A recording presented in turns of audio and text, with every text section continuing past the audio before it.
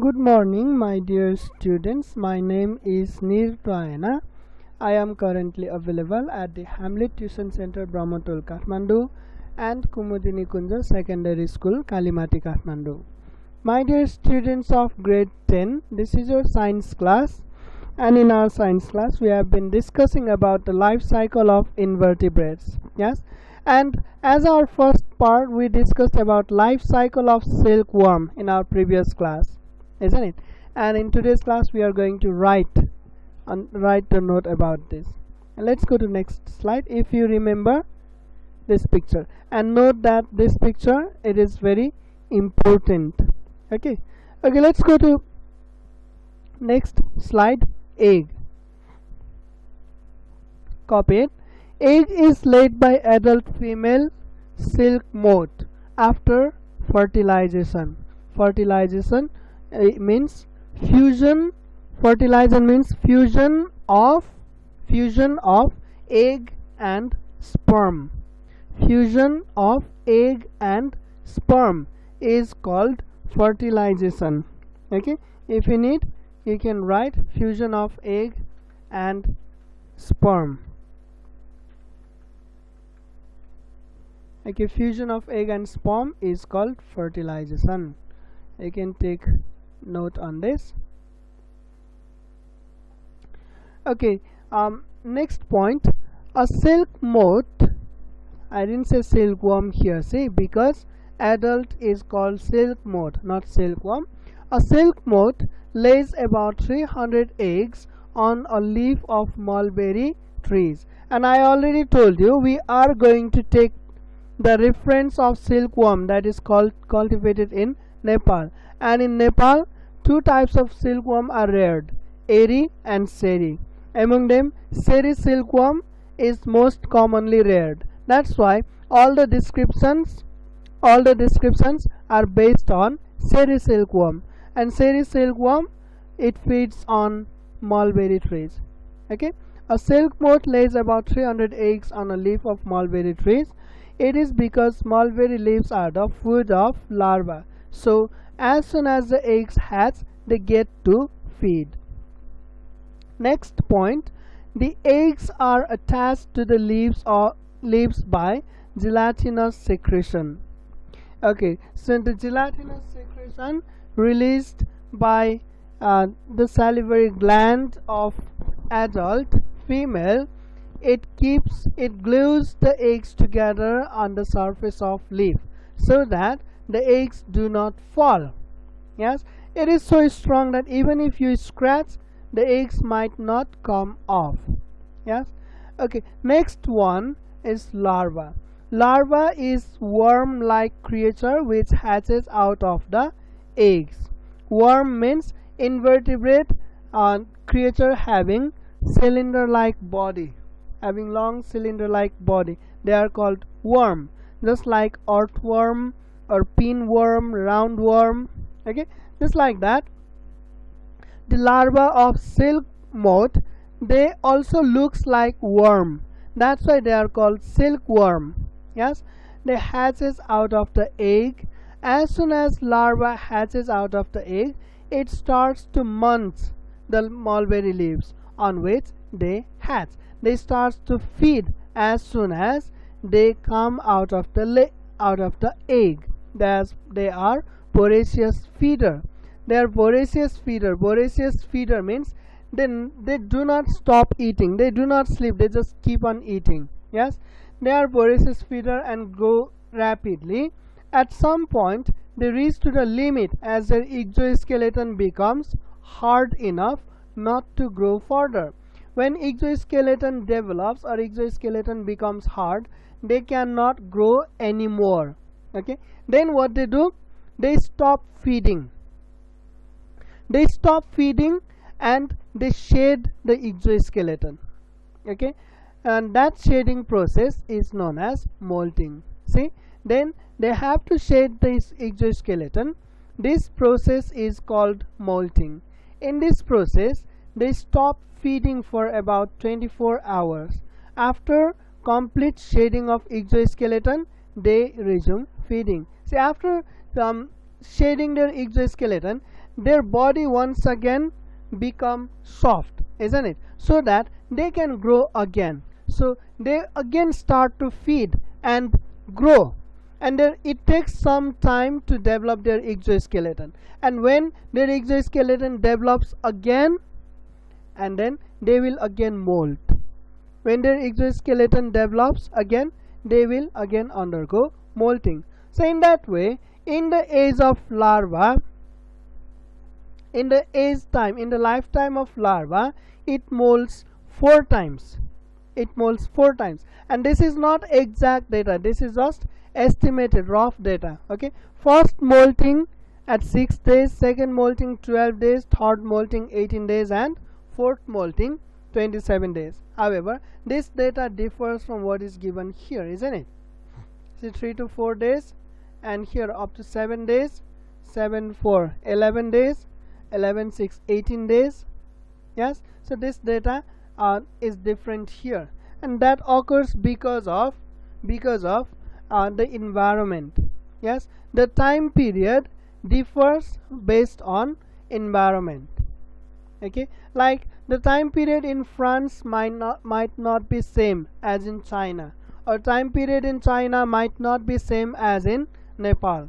Okay, so the data given here, they are in reference to Nepal, but this picture, it is an international picture.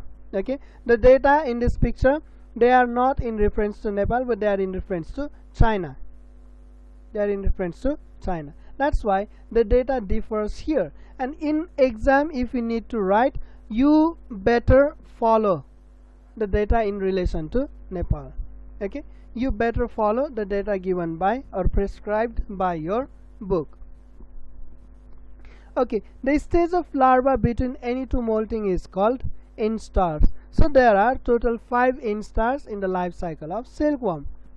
Okay, any confusion? Before first molting, that is first instar. After first molting, second instar. After second molting, third instar. After third molting, fourth instar. And after fourth molting, fifth instar. And it is at this stage of fifth instar that silkworm produces silk. So I need to add this, yes?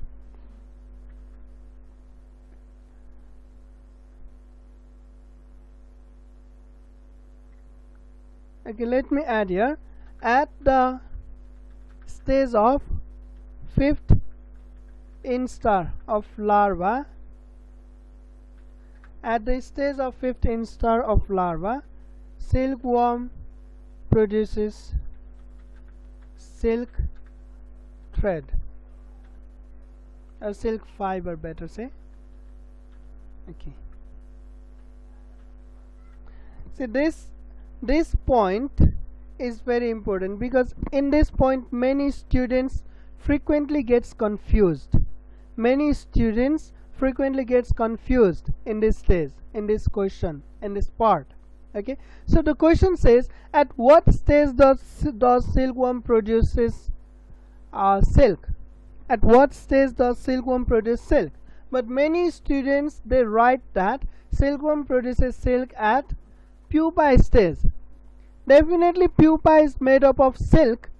Pupa is made up of silk, but pupa does not make silk. What makes silk? Larva makes silk. Pupa does not make silk. Larva makes silk.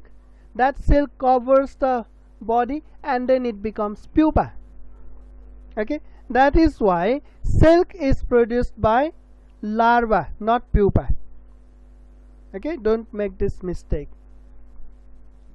Okay, next part. See, this is the structure of larva. Body of larva is divided into 3 parts: head, thorax, and then abdomen. From here to here, this is abdomen. The maximum part of the body of silkworm is abdomen. Okay, abdomen forms the maximum part of the body of silkworm, and this part from here to here, this is thorax. And head, you can see it is very small. Head of silkworm is very small. Okay, and the head of silkworm, it contains mouth parts.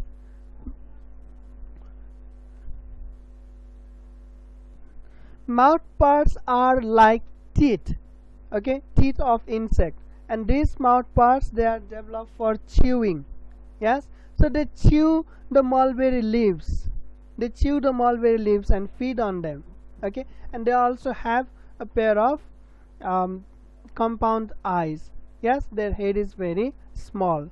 And the thorax contains most of the vital organs, and thorax also contains 3 pair of legs, which are called thoracic legs, the legs coming from thoracic legs, and these are also referred as true legs.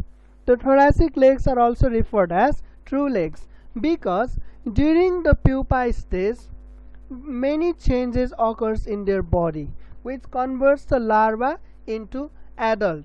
And you can see adult has 3 pairs of leg coming out of thorax. Now these thoracic legs, they will elongate, they will develop to form legs in its adult stage. Okay, these thoracic legs, they will develop into legs in its adult stage. That's why thoracic legs are also called true legs. Okay, and abdomen, you can see the abdomen, it is divided into 9 segments. Okay, first 8 segments of abdomen contains a pair of leg each. First 8 segments of abdomen contains a pair of egg in each segment, so a pair of leg in each segment, and these legs, abdominal legs, they are called pseudo legs because in larva stage they are functional legs.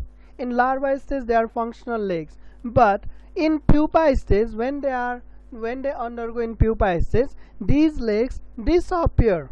They disappear. So in their adult stage they do not have these legs. That's why they are also called pseudo legs. Pseudo means false. These are considered to be false legs. Okay, and you can also see that each segment of abdomen contains spiracles. Spiracle is actually just like our nose. Spiracle is just like our nose, from the hole from which they breathe.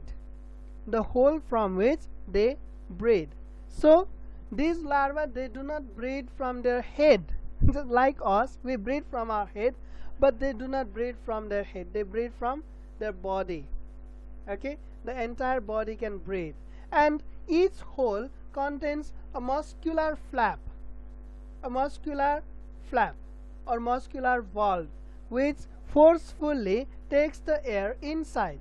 In case of our body, the muscles in our chest, the muscles between the ribs, they forcefully draw air inside, isn't it? Just like that, they also have muscles in their spiracle which forcefully draw the air inside. So spiracles are their breathing organ. Understood?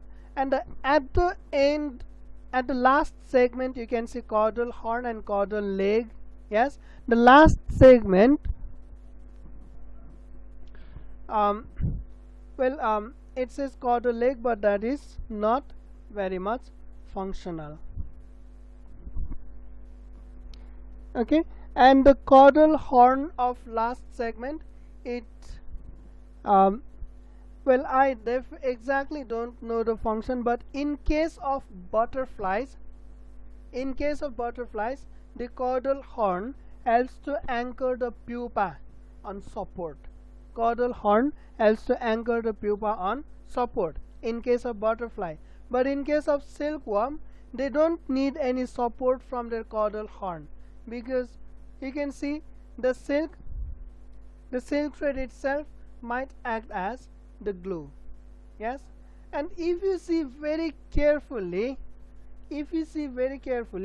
you can see something. I guess this is a branch from the stick itself. Yes, okay, I thought that there might be some rudiment of caudal horn, but it seems like there is none. Anyway, in case of butterfly, the caudal horn functions to anchor the pupa on the support, but in case of moth, it does not seem to be so. Okay, see the note now. Structure of larva: body is divided into head, thorax and abdomen. It contains chewing type mouth parts and a pair of compound eyes. Thorax has 3 segments. Each segment gives rise to a pair, P-A-I-R, pair, a pair of thoracic legs. They are called true legs. They means the thoracic legs are called true legs because they will develop into legs in adult stage. Abdomen is divided into 9 segments. First 8 segment contains a pair of pseudo legs. They are called pseudo legs because they disappear in the adult stage and do not form legs. Each segment of abdomen also has a pair of holes with muscular valves, which are called spiracles. Spiracles help in respiration. Last segment has a caudal horn and caudal leg. Well, any confusion up here? Okay, I hope you have already copied this. Okay, next stage is pupa. After 4th molting, that is in 5th instar stage, the larva develops silk gland at the last segment of not at the last segment of abdomen, at mouth itself. Okay, I'm going to erase this. The silk gland produces slime-like secretion and cover itself into the network of slime. The slime hardens as it is exposed to air and forms a protective cover around the worm. This cover is called cocoon. The stage is called pupa. Pupa is an inactive stage. It does not move and feed. It remains inside protective covering called cocoon. Inside cocoon, the larva undergoes metamorphic changes. The metamorphing worm, metamorphic changes or metamorphing means to change from one form into another form. In this case, to change from larva into adult. Yes? Okay, the metamorphing worm inside the cocoon is called chrysalis. Remember this word? Chrysalis.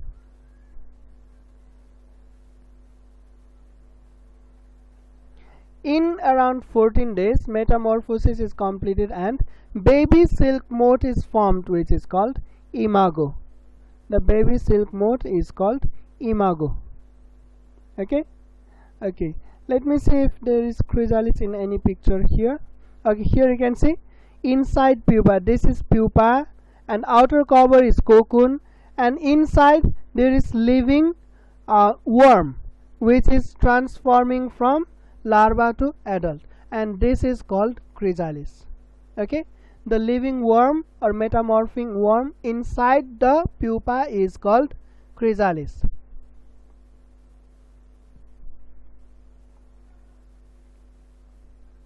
Okay, the last stage adult. The imago secretes special chemical that moistens and dissolves the cocoon near its mouth. Then it forces its way out. It lets its wings to dry. An adult silk moth does not feed because it has already lost the mouth parts during metamorphosis. The only purpose of the adult silk moth is to reproduce. The female remains at the same place as its hatching, whereas male detects the pheromones released by females. They begin to fly toward the female and perform mating. After mating, male dies off due to exhaustion. Okay, when we get exhaustion, we eat food and recharge our energy. If we are too much tired after working so much, then if we are exhausted, then also if we do not take any food, then we will also die. We will also die of exhaustion. Food is that much important, okay, especially after exhaustion.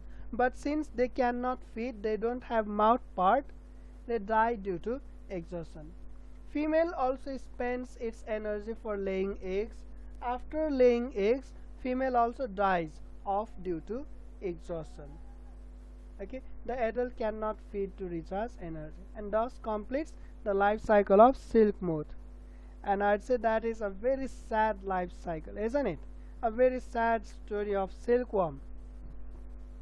Most of the silkworm, they don't make it to the adult, because when they are in pupa stage, they are killed by farmers to extract silk. They are killed. Without killing pupa, it is not possible to take out silk. And few who makes out of pupa and who makes it to adult life, before they even get to meet their soulmate, they are crunched. They are eaten by birds. Yes, only few reaches to their soulmate. Again, when they reach to their soulmate, they mate and then they die. See, they don't have very long lasting love life, isn't it? Okay, I'd like to say this is a sad story, but okay, don't get to that. Okay, anyway, this is the life cycle of silkworm. This much is the life cycle of silkworm. In our next class, we will discuss about sericulture and its advantages, or economic advantages of sericulture. Okay, until then, I'd like to wrap up our class here. Thank you very much.